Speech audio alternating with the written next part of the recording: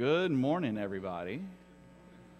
It's good to see all your bright, refreshed, extra hour of sleep faces this morning. Are we all excited to start Bible class off first thing today? Good. Adam hasn't taken it all out of us yet, and so we can sit and listen and get into Matthew here. Go ahead and open up your Bibles to Matthew chapter 17.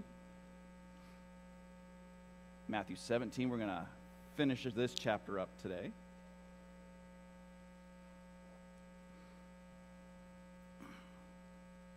And while you're turning there, what kind of big things have been going on with Jesus and the apostles? What happened in Matthew chapter 16?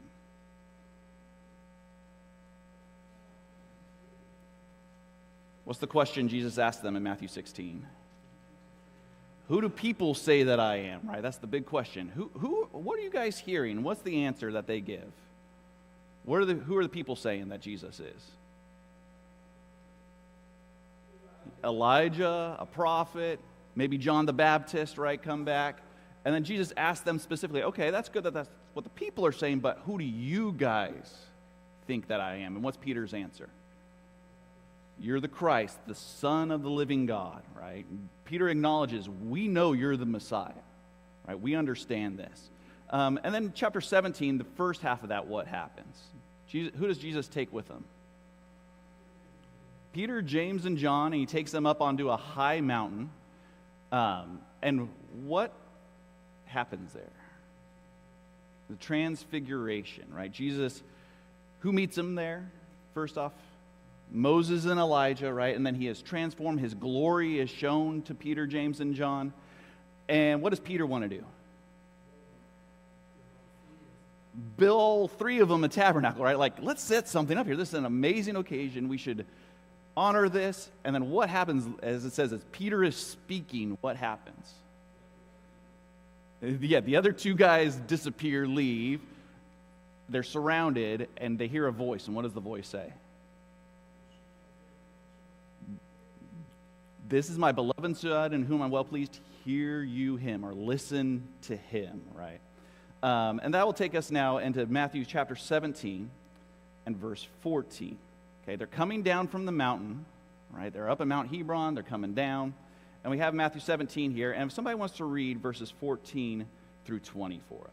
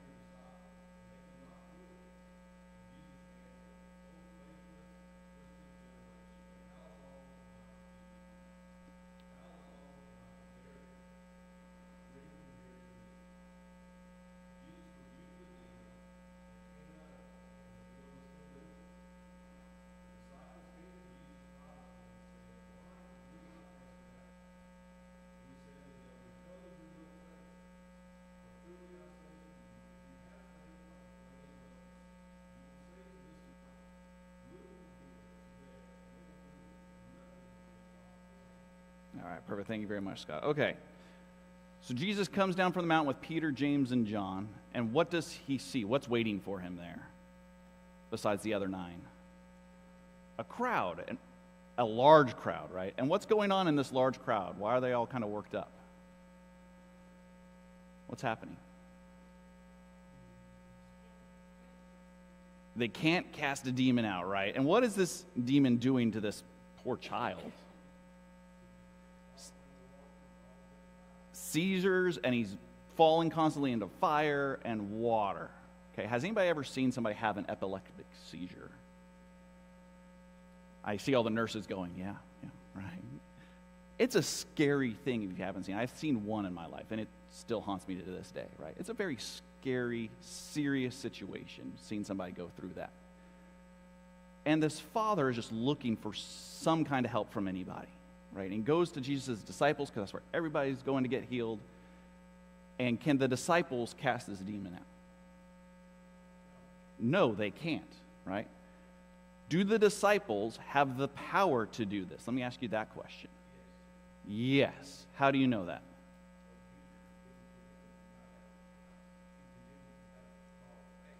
Yeah, the way he condemns them, right? He condemns them. He doesn't say you don't have the power to do this. He condemns them because of their faith, right? But if you remember when Jesus sent out the 12 to go to all the cities, what did he give them first? The Spirit, right? And he told them, everything you've been seeing me do, all the healings, all this stuff, you can now go to these cities and do these things, right? So the guy's going to the right spot. But again, there's something that's missing, okay? Let's go ahead and turn over to Mark 9, the parallel passage. We're going to look at Mark here for a second, because Mark gives us a little bit more details here that I want us to notice. Somebody look at Mark chapter 9, and if somebody wants to read verses 14 through 29 for us.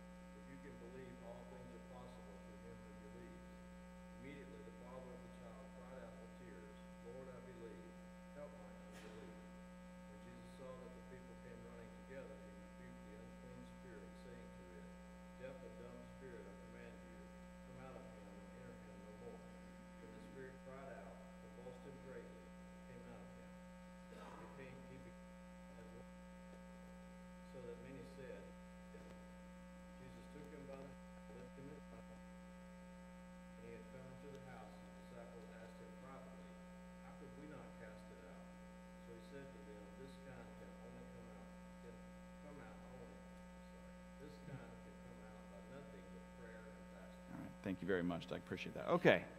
So Mark 9 here gives us a little bit more details, right? Who is in the crowd? We just see in Matthew, Jesus comes and there's a crowd and then the Father comes up. What's actually going on in the crowd? Who's there?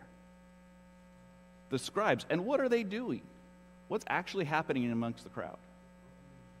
They're arguing, right? Here's a man looking for healing, looking for help, and the disciples and the scribes are too busy arguing, right? Over what? Probably this man and why the disciples can't heal him, would be my assumption, okay? And then Jesus comes and says, okay, what's going on? And the man, the Father, shows up and says, this is what's happening. And you see here there's this conversation between Jesus and the Father, right? And Jesus goes, okay, what's been going on? How long has this been happening? And if you notice there in Mark 9, there's a phrase there that the man says that's interesting. What does he say to Jesus? If you can. Okay. Now go back to Matthew now.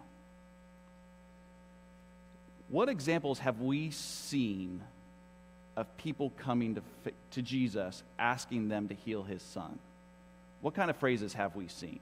What did the Canaanite woman say? Will you do this? And what does she call him? Lord, Son of David, right? She acknowledges right off the bat, I know who you are. I understand what you can do. If you just will it, please let it be done. Think of the Roman centurion. What does the Roman centurion say? Just speak it, right? I know you can do this. I have authority. I know how authority works. You have this authority. If you just speak it, it's going to be done. And what's Jesus' response to those two? I have not seen faith like this in all of Israel, right? This is amazing faith. And then this father comes up and what's his answer? If you can do this. What's he showing Jesus right there? He's got some unbelief, right? He's got something there that is holding him personally back from realizing who God and Jesus is. Yes?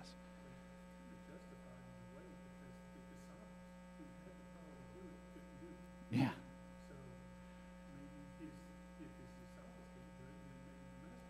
Yeah, you can understand where he's coming from, right? I don't want us to think like, oh, this father, right? Very good point, Steve, right? You can understand logically where he's coming from because he's thinking, well, if the disciples can't do it, right? But again, then Jesus says, if you believe, right, I can do this. And what's the man's answer? Is it, yes, I believe? Help my unbelief. So even the father is acknowledging, I'm struggling with this. Help my unbelief, right? And so then Jesus casts out the demon. And the disciples ask the question. What's their question? Why couldn't we do this, right? Before we get into Jesus' answer, why do you think? Because does Jesus directly tell them this is why? He does. But was it their actions? Were they doing something wrong? Were they not like waving their hands over him properly?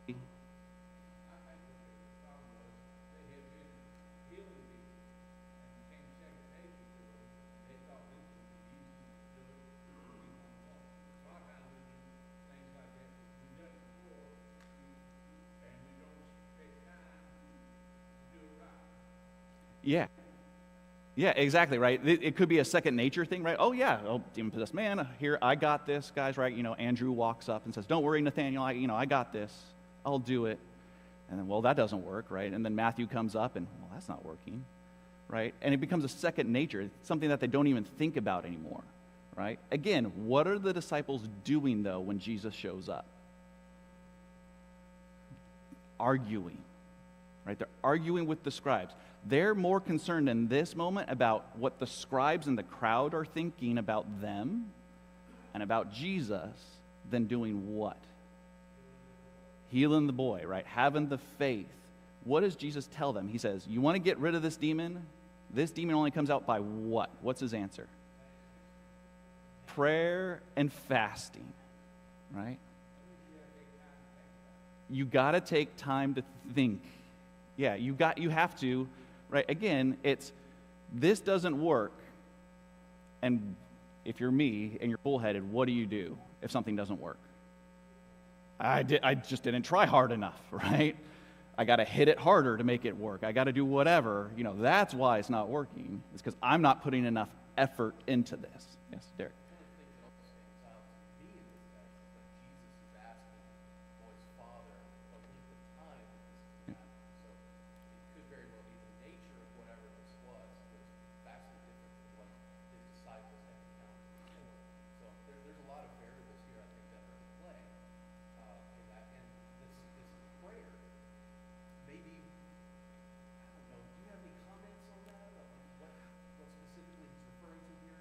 I don't think he's referring to a specific type of prayer. I think what he is trying to get them to realize is where the power comes from, right? Where the source comes from. Why do we pray? Just because we're told to? Why do you pray? We did a prayer class with Tyler and Scott and Rick like a year ago or earlier this year. So you should know. Why do we pray? What does that do for us? It puts us in a relationship. It's dependence. It gets us connected to the one who has the actual power, the one who has the actual, glory, as we saw in Matthew 17, right? What had just happened? What did Peter, James, and John? They're with Jesus. They're coming down with Jesus. What did they just witness? Jesus in all his what? In his glory, right? We talked about that Wednesday night. What does glory mean? The value, the weight, right? They just witnessed Jesus in, for lack of a better term, in his purest form on earth. And what Jesus is trying to get them to realize, these other disciples, is it's not the actions that you're doing that are wrong. It's not you're not trying hard enough, right? It's because your focus is on everything going around you. And where should your focus be right now? On God. Realizing where your power is coming from, right? It's not just something you, as Jim said, do every day. Just because you do it every day doesn't mean it's less important, less valuable. Right? What kind of lessons can we take away from that, right? We're not going around healing people and casting out demons. Yes, Julie.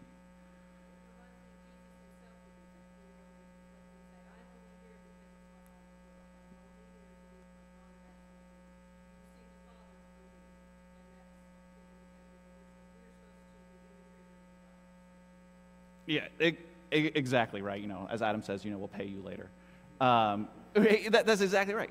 Jesus, again, the example he always sets is, I'm here because of my Father's will.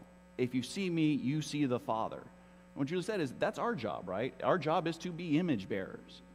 It's to let other people know what I do in this world, why I worship God, why I do the things I do, why I'm talking to you right now about Jesus and God is because that's God's will. And I want to bear his image out to you and to the world. Right? And that's what Jesus is trying to do here in Matthew 17. He says to the Father, right, and to the disciples and to everybody there, oh, faithless generation. You're like, that's kind of harsh. This dad is coming and trying to help, and Jesus' answer is, well, you're faithless. Right? And it's not just for the Father that he's saying this to. I think he's saying it also to all the disciples that are around him, to the scribes. It's, get your mind right. Get your heart right. Realize what you're here to do. It's not just to do cool things, as casting out demons and healing people. It's to be my image bearers. And again, what is Jesus heading towards? He's come down from the mountain. Where's his ultimate goal at this point in his life? To get to where? Jerusalem. What does he know? The cross, right? He understands, I only got a little bit of time left with you guys, and then it's going to be all on you. And you're still not getting it. You're still not understanding. It's not about you. It's about the Father. Right? Any other comments on this section? Yes, Levi.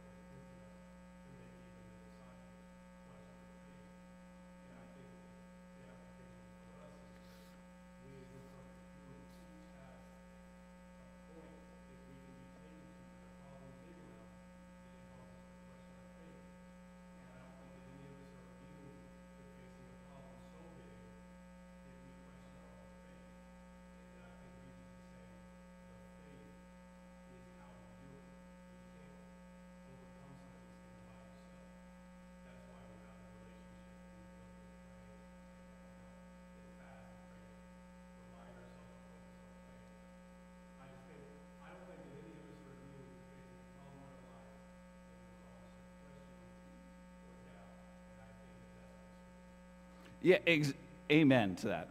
Yes, thank you. It very much is that, right? This Father represents all of us. There is going to be a point in your life where your faith is going to falter. I literally listened to a sermon about this yesterday morning. Right? Every Christian has a point in their life, or actually, let's be honest, many points in our lives where our faith just falters, right? It doesn't mean we stop believing. It's just it gets weaker, where you just start questioning things, right? We start facing something that we ourselves realize we can't handle this on our own. And Jesus' answer to that is, then go to the source, right? Go to my Father. He'll help you get through that. Very good point, Levi. Thank you. Any other thoughts? Tyler.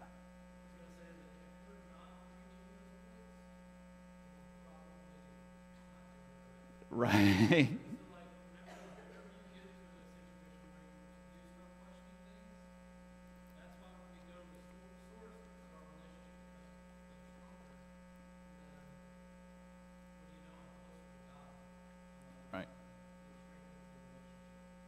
Exactly, right? It's that idea of, are you pushing yourself in your faith, right? If you just sit there and go, oh, I'm good, I'm comfortable, well, now you're not doing that right either. Yes, very good point. All right, let's move on.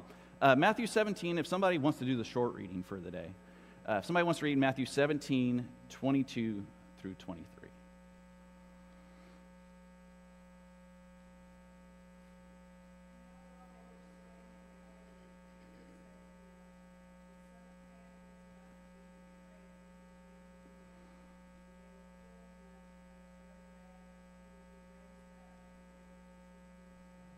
All right, thank you very much. I appreciate that. Okay. So they're gathering together. They're in Galilee now. Okay, they've come down from the mountain. They're in Galilee. And what does Jesus tell his disciples?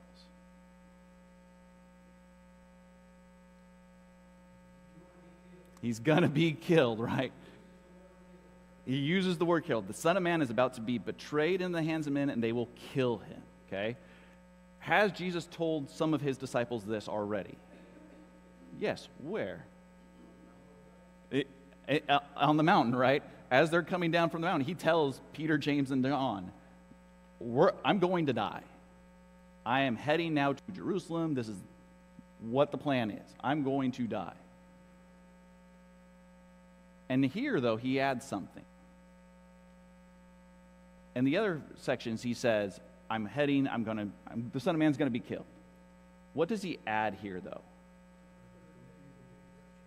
Two things. On the third day, he's going to be raised, right? And the first thing, though, he says, in the CSB, it says he's going to be betrayed into the hands of men.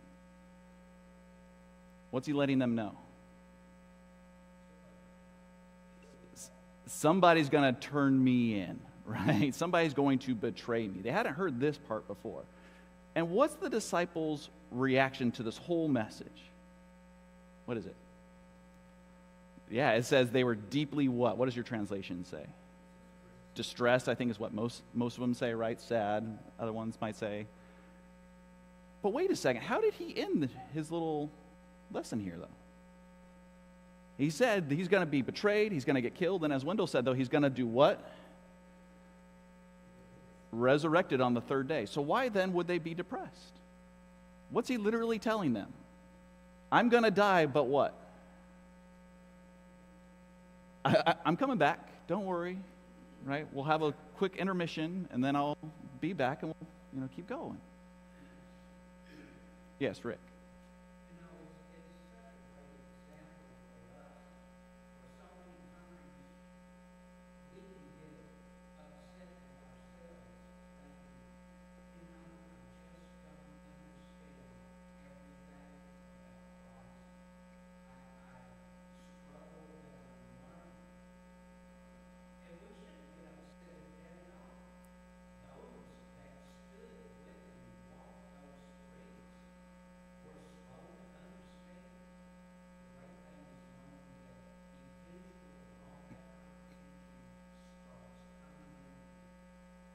Yeah, very well said, right?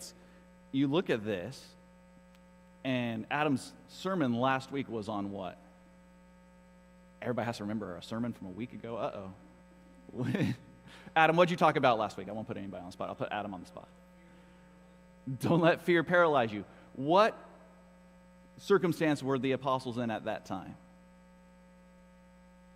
What had just happened?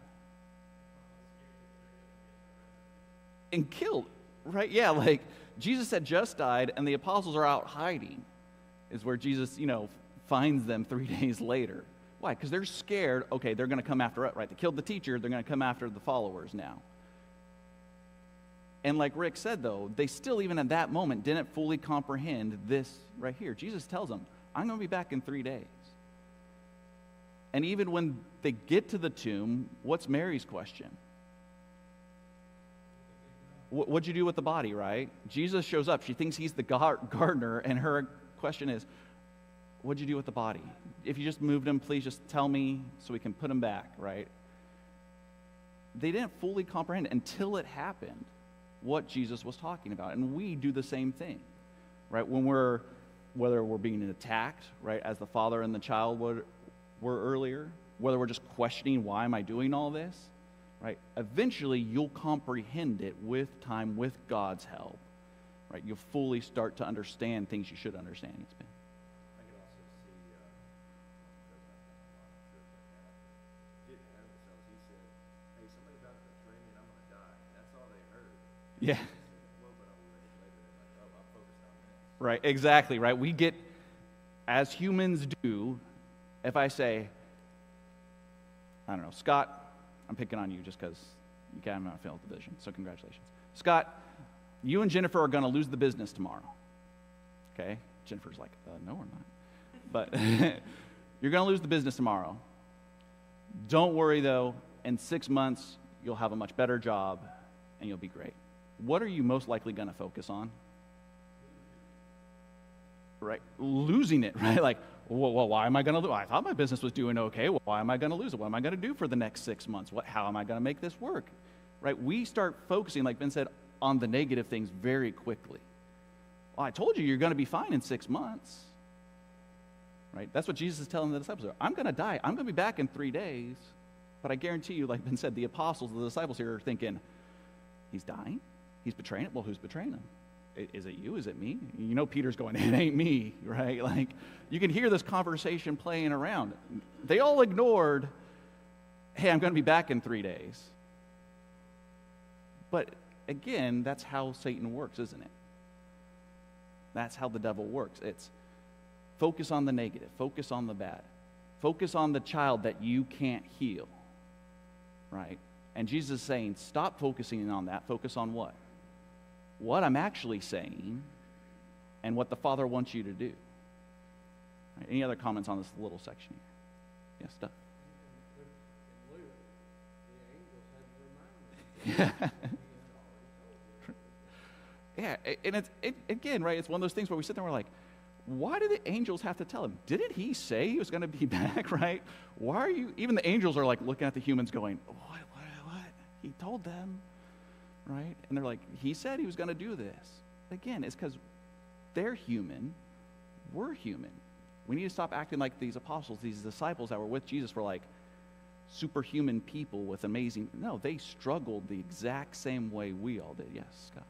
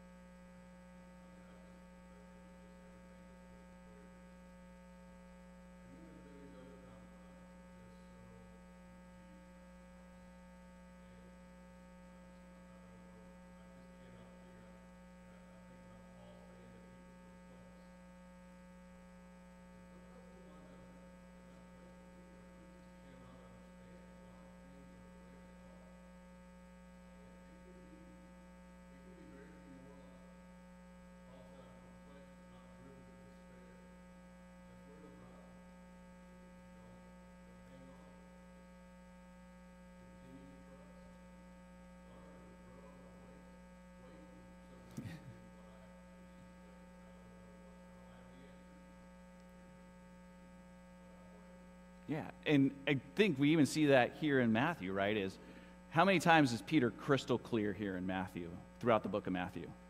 I can think of at least 3 times off the top of my head where Peter knows he's crystal clear, right?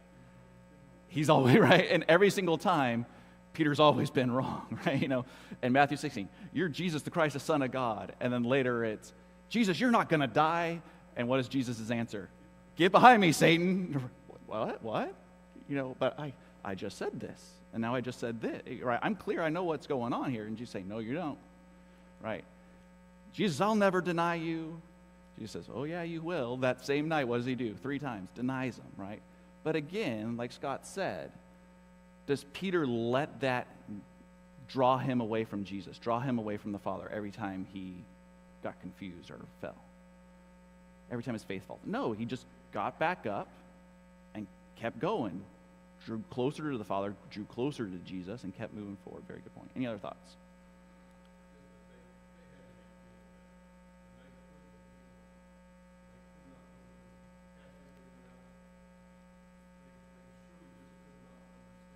Yeah. Why?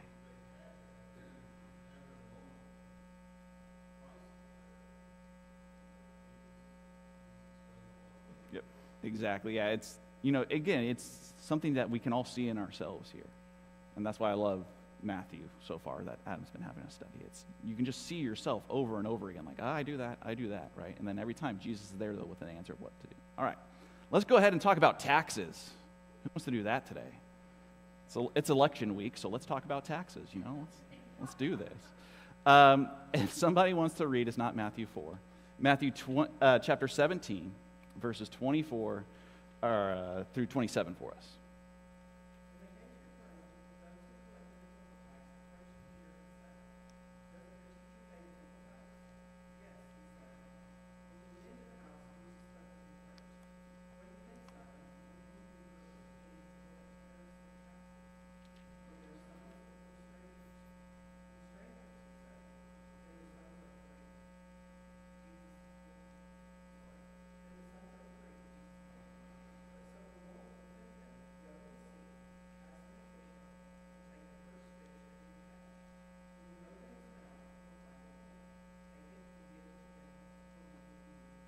Perfect. All right. Thank you very much. Okay.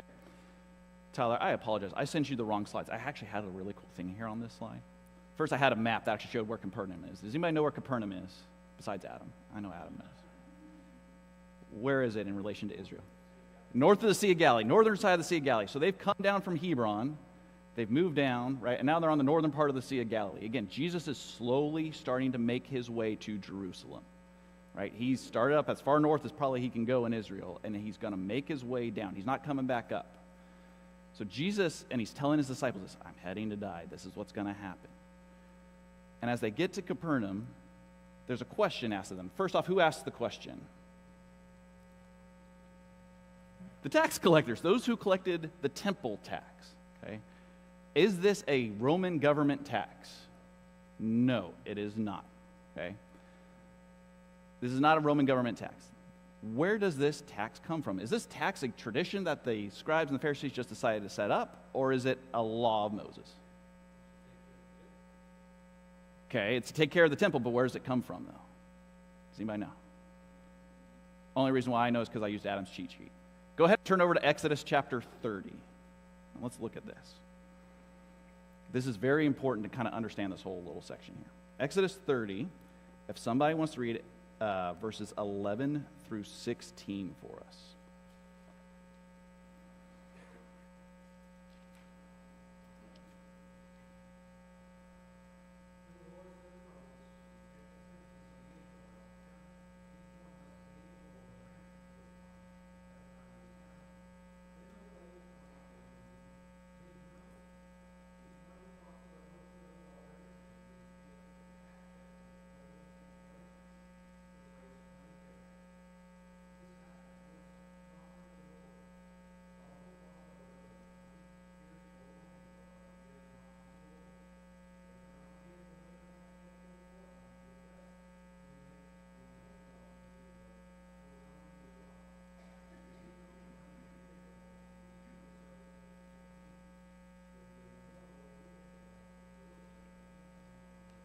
All right, thank you very much, Eric. All right, so is this a tradition or is this a law? This is a law, right?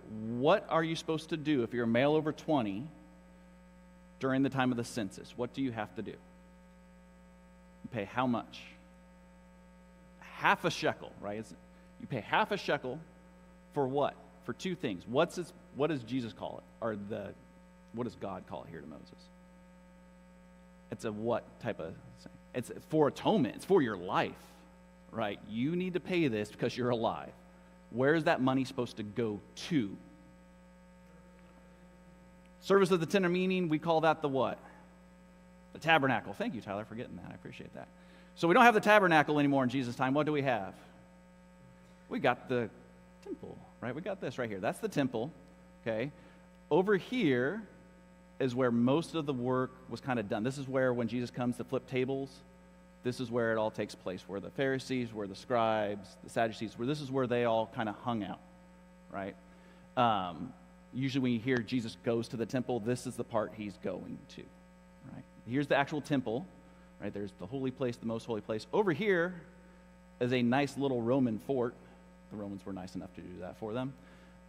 Build a nice little fort there. Why would the Romans want a fort right there by the temple?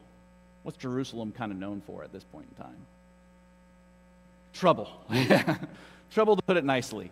So the Romans decide, you know what, this city's a lot of trouble for us, so we're just going to put a nice little fort there, and we'll make sure that nothing too crazy happens, right? It takes a lot of money to keep this up and running, right? So what has happened now, instead of that half shekel going to the tabernacle service, it is now going just to where the temple is, right? When David's temple was built, they did it, right? This is not a tradition. This is a law thing. And so the question is, right, the tax collectors, who do they ask that question to? Peter, right? Yay if you're Peter. You know, the tax man comes and looks at you and goes, is your master going to pay the tax? You know, you can almost see Peter like, how do I answer this? Right? And what's Peter's answer? It's the correct answer. Yes, right? Jesus has probably already paid this before, right? And so Peter's answer is yes, right? Like, yeah, he's going to pay the tax. Why wouldn't he pay the tax? And then what does Jesus do? Peter goes into the house, right? Peter's like, whew, got the tax man off my back, I'm good, sits down, and what does Jesus say? Simon, I got a question for you. And what's his question?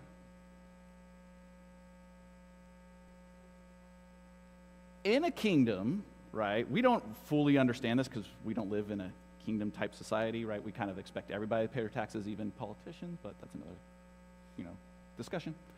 But in a kingdom, in a monarchy, right, which they live under, do the children of the king, do they pay taxes? No, right? Why?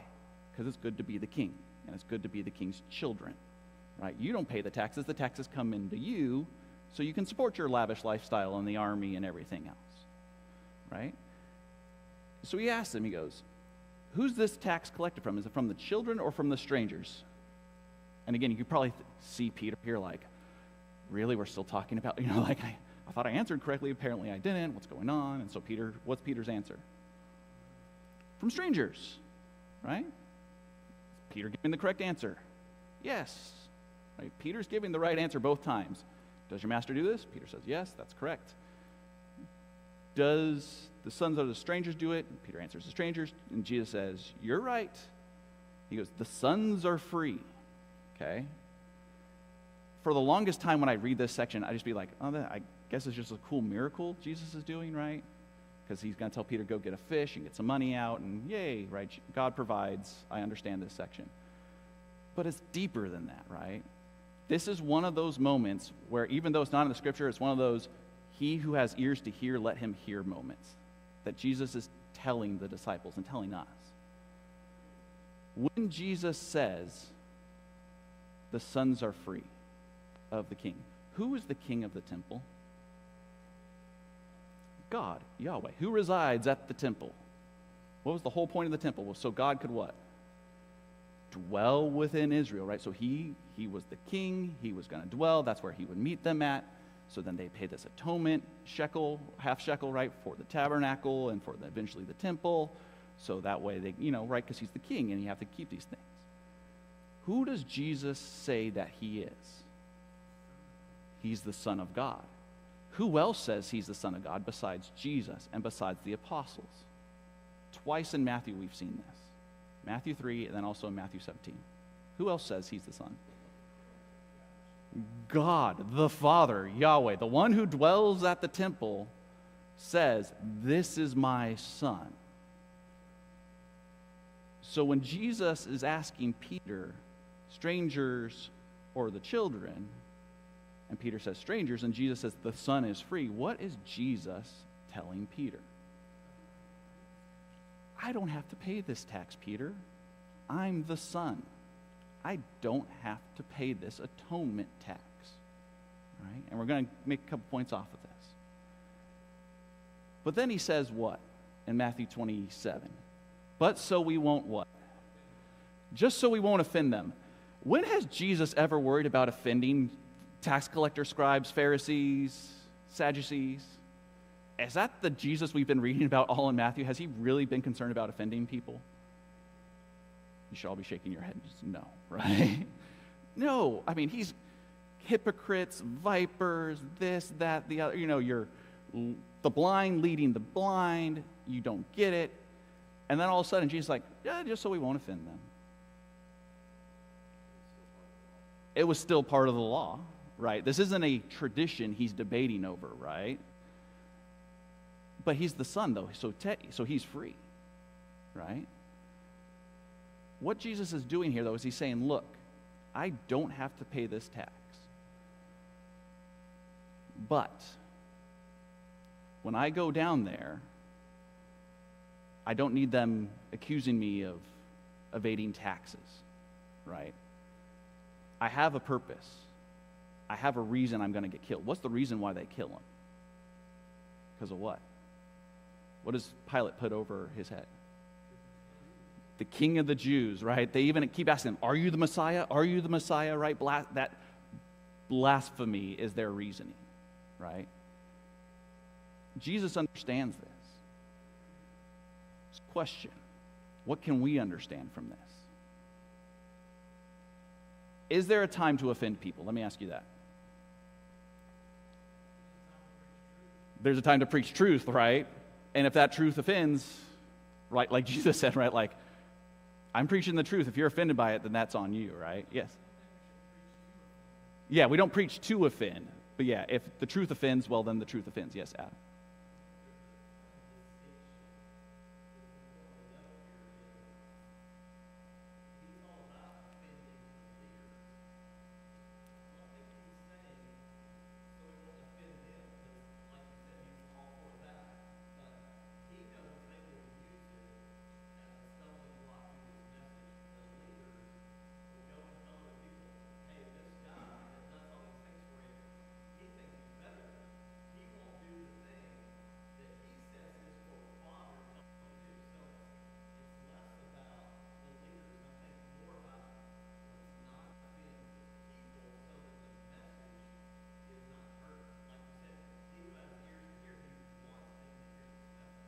Yeah, exactly, right? And one second, Rick. And that's the point, right? It's the idea of if I don't do this, right, it's going to be used as a stumbling block, as a way to offend people who want to believe me. Well, he didn't pay the tax, right? He thinks he's better than you.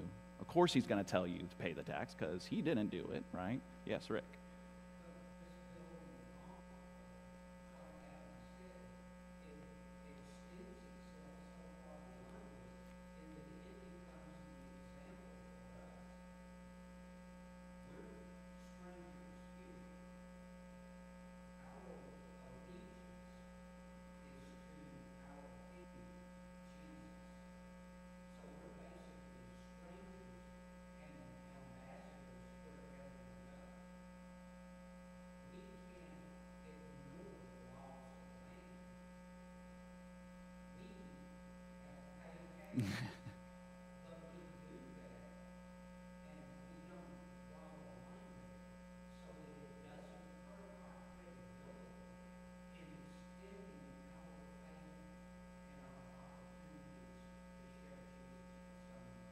Yeah, exactly, right. Very well said. If you didn't hear that right, it's between Adam and Rick. It's this idea of there's time to preach the truth. There's times, right, where it will offend people, but don't go out of your way to do things, to claim things that then will hurt the message, right?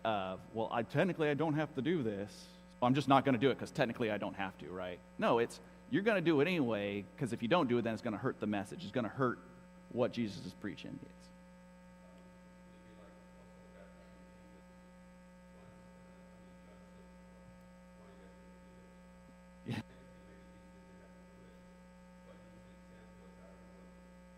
Exactly, right? Yeah, again, go back to John the Baptist if you didn't hear that, right? It's when Jesus comes, what's John's answer?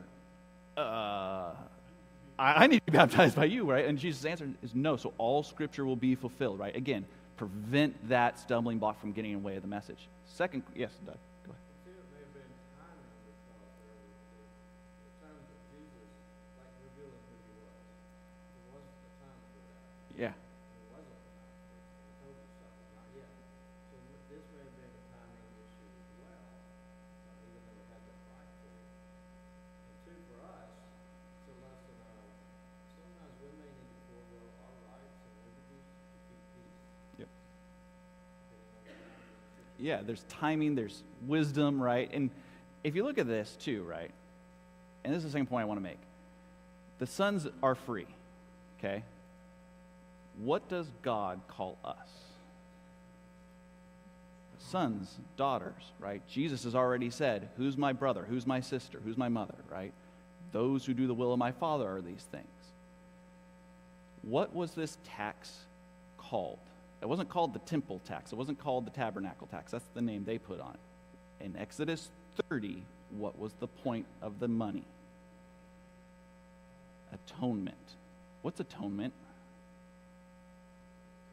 It's a covering, right? You owe something. I'm going to make an atonement for it, right? Do we owe something in this world?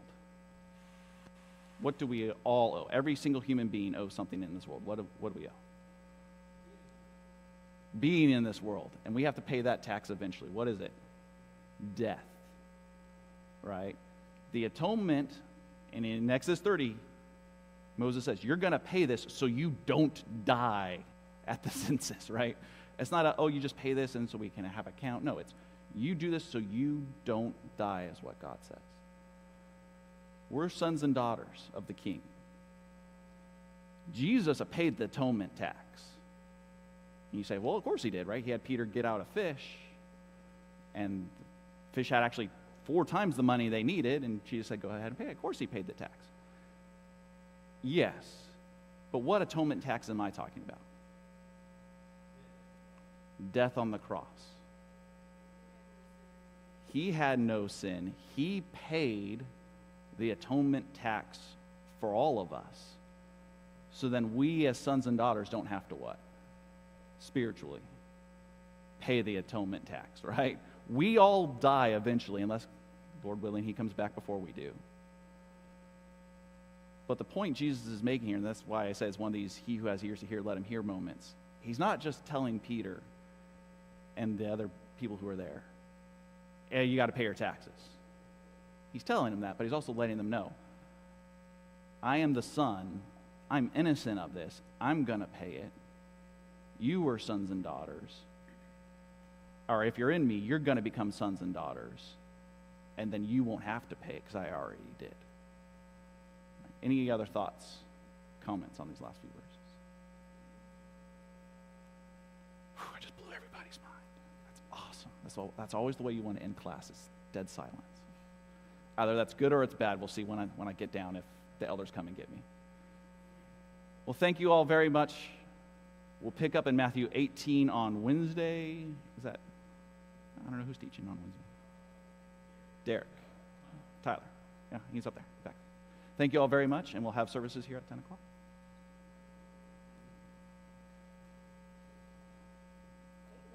Thank you.